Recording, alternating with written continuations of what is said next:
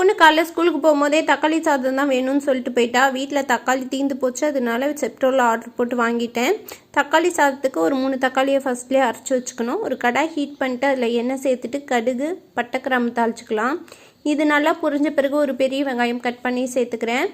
இது நல்லா வதங்கிறதுக்காக கொஞ்சமாக உப்பு சேர்த்துக்கலாம். உப்பு சேர்த்து வதக்கும் போது பார்த்திங்கன்னா வெங்காயம் சீக்கிரமாக வதங்கிடும்.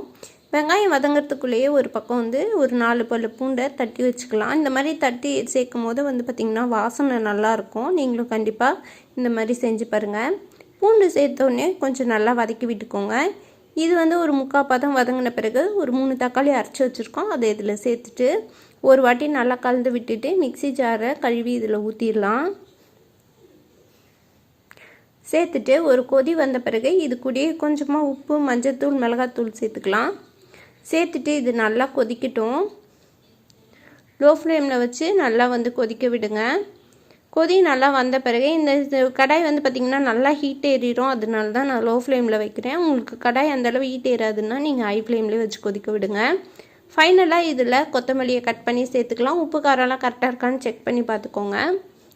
நல்லா திக்கான பிறகு எண்ணெய் பிரிஞ்சு வந்தோடனே ஆஃப் பண்ணிடலாம்.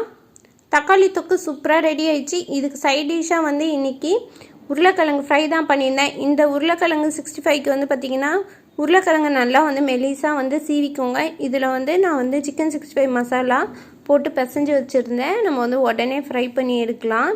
இது பார்த்திங்கன்னா நல்லா கிறிஸ்பியாகவும் இருக்கும். அதே மாதிரியே பார்த்திங்கன்னா நல்லா உருளைக்கிழங்கு சிப்ஸ் மாதிரியும் இருக்கும். பாப்பாவுக்கு இது செஞ்சு கொடுத்து ரொம்ப நாள் ஆச்சு. அதனால சரி அவளுக்கு பிடிச்சதாக செஞ்சு கொடுக்கலாம் அப்படின்னு சொல்லிட்டு இன்றைக்கி நான் பாப்பாவுக்கு பிடிச்ச மாதிரி தக்காளி சாதமும் உருளைக்கிழங்கு ஃப்ரையும் பண்ணி கொடுத்துட்டேன்.